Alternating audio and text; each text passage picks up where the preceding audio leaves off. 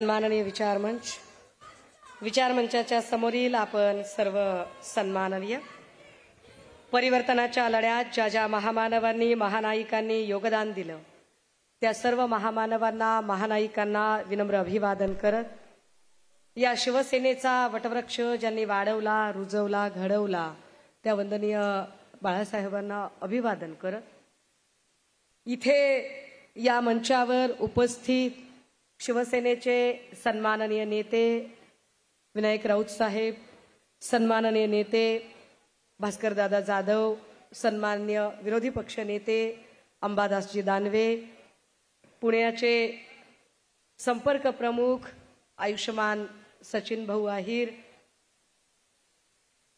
मोदी आणि शहा यांना कायम ज्यांचं आव्हान वाटतं आणि ज्यांच्यासाठी न उलगडलेलं कोडं वाटतं ते आमचे सन्माननीय पक्षप्रमुख आदरणीय उद्धव साहेब, मंचाच्या समोरील सर्व मान्यवर, इलेक्ट्रॉनिक आणि प्रिंट माध्यमांचे सर्व मान्यवर प्रतिनिधी, मी राऊत साहेबांचा नामोल्लेख थोडासा मागे ठेवला. काल परवा सर फार छान एका माणसाने लिहिले, फार सुंदर सोशल मीडियावरची एक पोस्ट आहे. एक अत्यंत सभ्य गृहस्थ एका गावामध्ये गेला. गावात गेल्यानंतर त्याने गावातल्या प्रमुखाला विचारलं, दादा गाव कसं आहे? ते म्हणले गाव एकदम चांगलं आहे. गावातली माणसं कशी आहेत? ते म्हणले गावातली माणसं सुद्धा चांगली आहेत. गाव चांगलं आहे, गावातली माणसं सगळी चांगली आहेत. मग तुमच्या इथं या वाड्यात इथं कोपऱ्यात ही भली मोठी काठी कशासाठी आहे?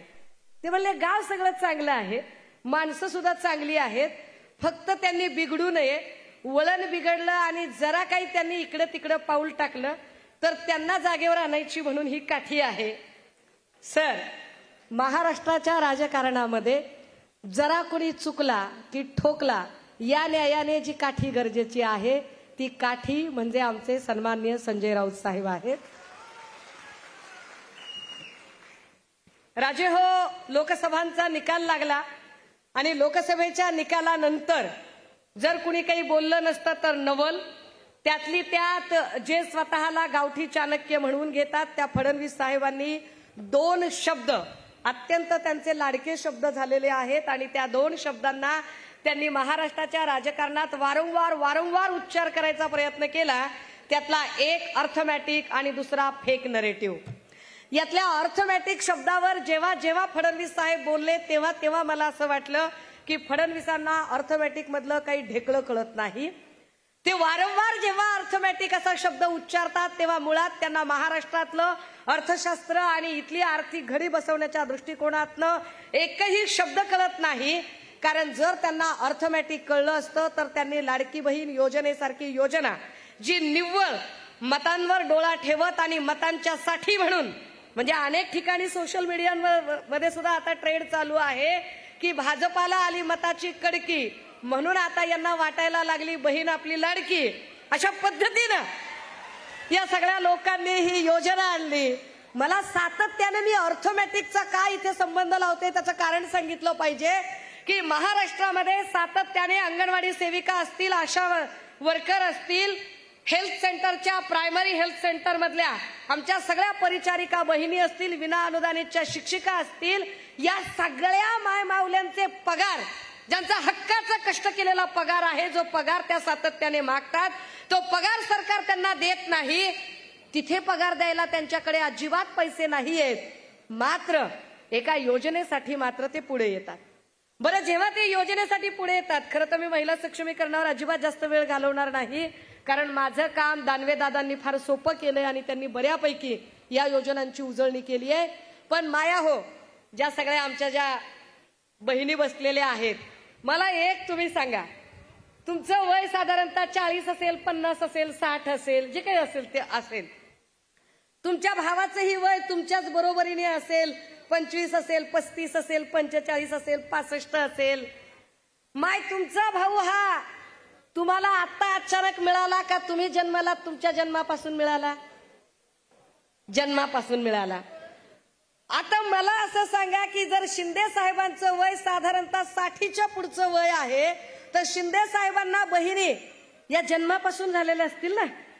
60 वर्षामध्ये महाराष्ट्रातली एक पण माय माऊली त्यांची बहीण नव्हती, आणि अचानक या सगळ्या बायका त्यांच्या बहिणी झाल्या. मला काही म्हणजे कोडच उलगडत नाहीये की या बायका आधी बहिणी नसतात. 21 वर्ष आधीची बहीण नसते आणि ती 21 वर्षाच्या नंतरची डायरेक्ट बहीण होते.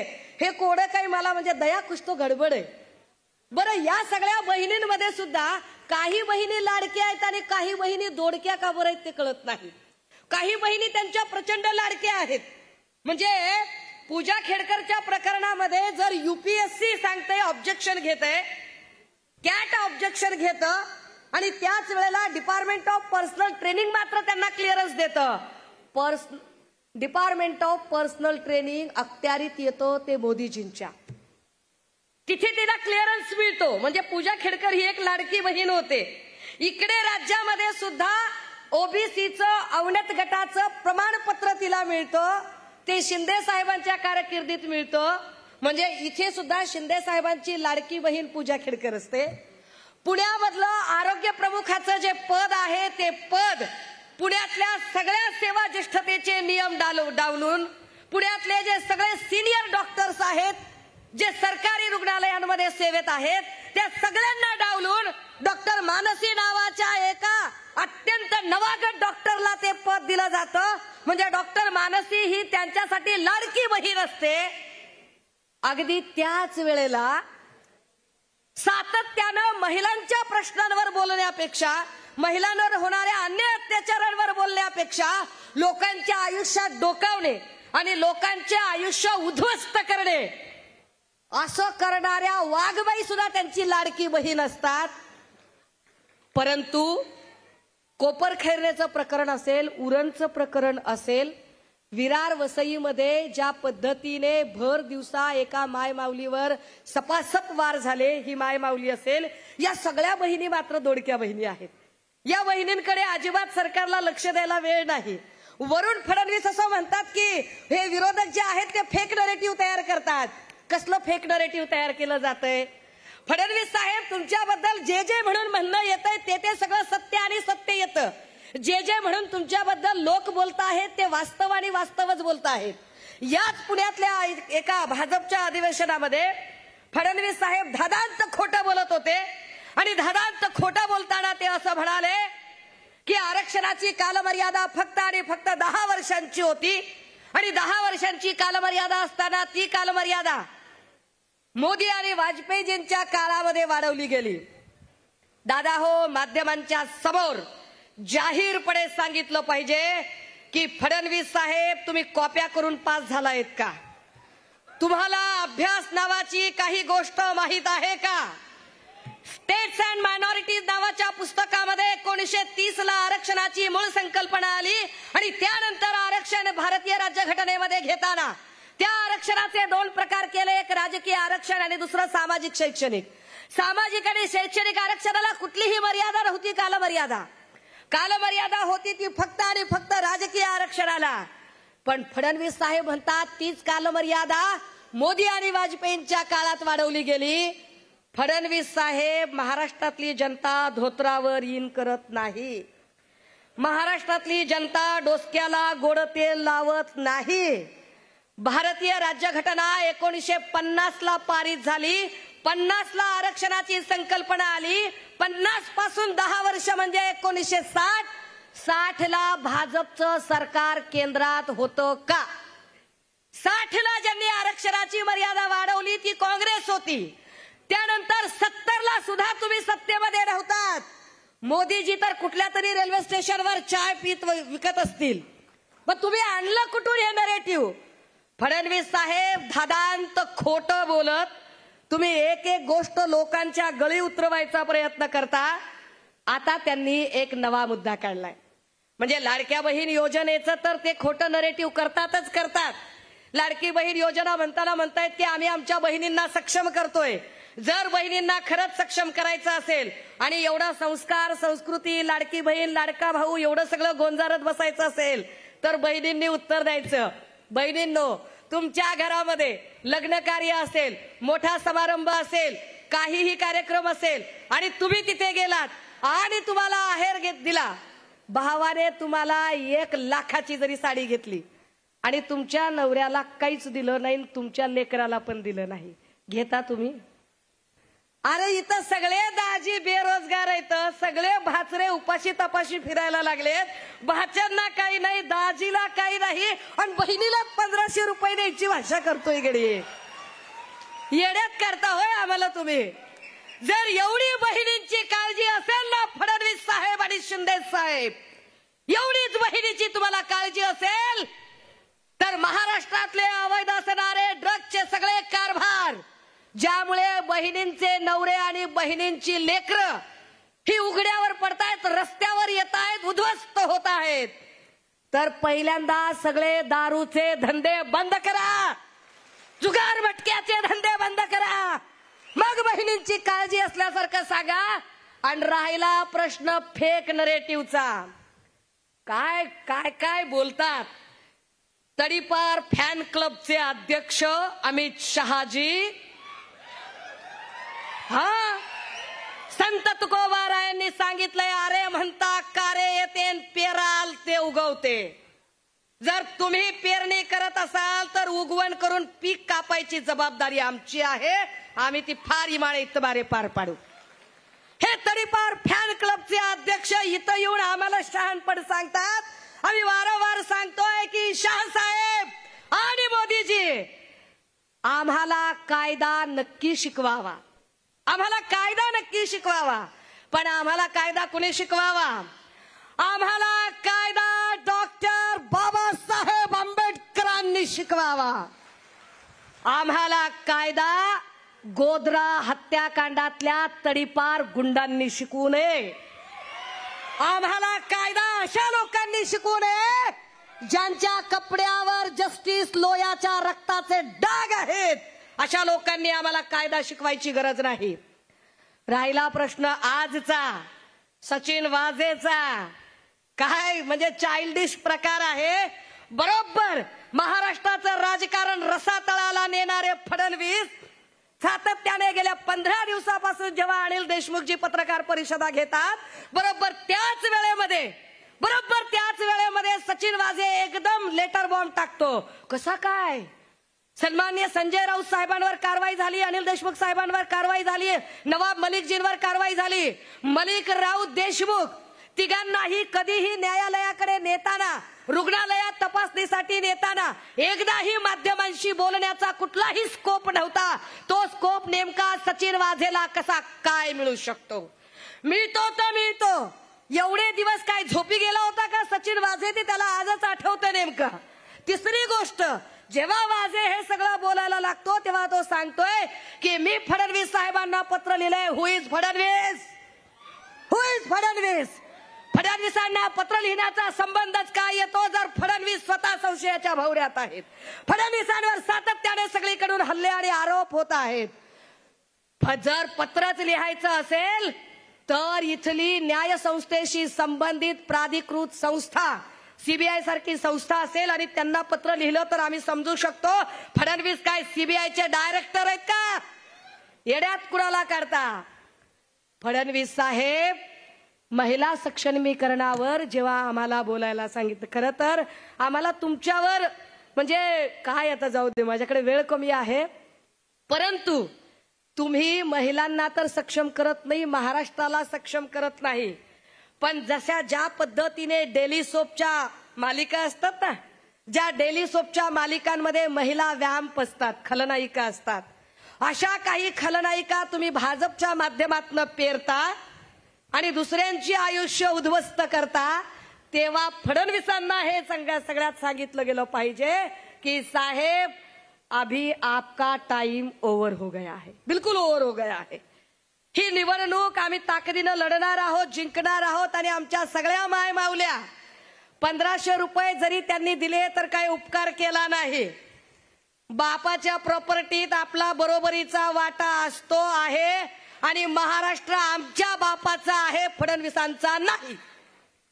त्यामुळे महाराष्ट्रातलं जे जे हक्काचं आहे ते आम्हाला मिळेल. त्यासाठी तुम्ही आम्हाला 1500ची खैरात करायची कारण नाही. तुम्ही अदानीला 1700 कोटीचा पॅकेज देता आणि आम्हाला 1500चा खाऊ देऊन गप्प राहायला सांगाल तर आम्ही राहणार नाही.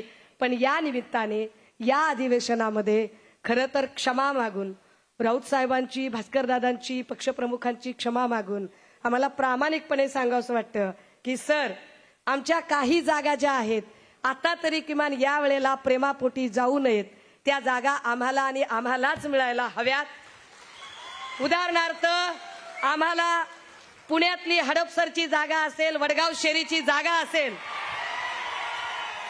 कोथरूडची जागा असेल, या जागा आम्हाला मिळायला हव्यात. आम्ही त्या हक्काने आपल्याकडे विनंती करतोय. आम्हाला कल्पना आहे आम्ही महाविकास आघाडीत आहोत, शिस्तीत आहोत, परंतु पुणेकरांच्या वतीने ही मागणी आम्ही आपल्यासमोर ठेवणं फार गरजेचं आहे की आम्हाला हडपसर, वडगाव शेरी आणि सर हा प्रतिसाद सांगत असेल की माझं म्हणणं सगळ्यांना पटलेलं आहे. मी आपल्या सगळ्यांकडून एक सेकंड, जरा जोरात जोरात साहेब येणार आहेत. आणि काल सर म्हणाले मुंबईच्या मेळाव्यामध्ये, सन्मान्य पक्षप्रमुख म्हणाले की एक तर तो राहील नाही तर मी. सर, आमच्यासारखी एवढी मोठी फौज प्रत्येक वार झेलायला तयार असताना तुम्हाला मैदानात सुद्धा यायची गरज नाही. फक्त आदेश करा, बियाला सुद्धा ठेवत नाहीत. आम्ही एवढ्या ताकदीचे आहोत. आम्ही शिवसेनेच्या महिला आहोत आणि अत्यंत ताकदीने आमची लढाई लढणं आम्हाला कळतंय. आम्ही ती ताकदीने लढाई लढू. महाराष्ट्रात आमच्या किशोरीताई पेडणेकर असतील, संजनाताई घाडी असतील, किंवा जळगाव मधल्या आमच्या वैशालीताई सूर्यवंशी असतील, किंवा नाशिककडच्या आमच्या निर्मलाताई गावित असतील, या सगळ्याच मायमाऊल्या ताकदीनं काम करणाऱ्या आहेत आणि त्या सगळ्या जणी आपल्यासाठी लढायला कटिबद्ध आहेत. इथे मी काल परवा फडणवीस साहेबांचं काहीतरी बोलणं ऐकलं आणि ते म्हणाले की मैं हवा का रुख मोडने वालों में से हूं, मी काही जास्त बोलणार नाही. त्यामुळे ते जेव्हा म्हणतात की मैं हवा का रुख मोडने वाला हूं, तर फडणवीस साहेब तुम्ही फक्त कपट नीती करू शकता. तुम्ही कुठलंही हवा का रुख वगैरे मोडू शकत नाही. शेवटच्या ओळी खास तुम्हाला डेडिकेट करणार आहे आणि थांबणार आहे. हम वो नहीं है जो मुसीबतों से घबरा कर हौसला तोड़ देते हैं. हम वो नहीं है जो मुसीबतों से घबरा कर हौसला तोड़ देते हैं. हम वो है जो अगर ठान ले तो हवाओं का भी रुख मोड़ देते हैं. फडणवीस साहब, हमें न ईडी की जरूरत है न सीबीआई की. हमें ना ईडी की जरूरत है, ना सीबीआई की, ना 50-50 खोखों की. अपने सीने पे रखकर हम लोहे की सलाखें भी तोड़ देते हैं. अब ना दिल है, ना वो दीवाने, ना वो मैकश, ना वो मैखाने. अब ना वो दिल है, कारण ही युती ज्या मुंडे साहेबांनी वगैरे ती कुणीच माणसं राहिली नाहीत. ना वाजपेयी साहेब राहिले, ना ती विचारधारा जपणारी भाजपा राहिली. अब ना वो दिल है, ना वो दीवाने, ना वो मैकश, ना वो मैखाने. फडणवीस साहब, नामचीन जितनी पीते हैं ना, फडणवीस साहब, नामचीन जितनी पीते हैं ना, अक्सर हम उतनी पैमाने में छोड़ देते हैं. हम उद्धव साहब के वह शिवसैनिक है जो हवाओं का रुख मोड देते हैं. कुणाच्याही भावना दुखवायच्या नव्हत्या, पण दुखल्याच असतील तर त्याला माझा नाईलाज आहे. मला असंच बोलायचं होतं. थांबते, रजा घेते. जय हिंद, जय महाराष्ट्र. धन्यवाद सुषमा.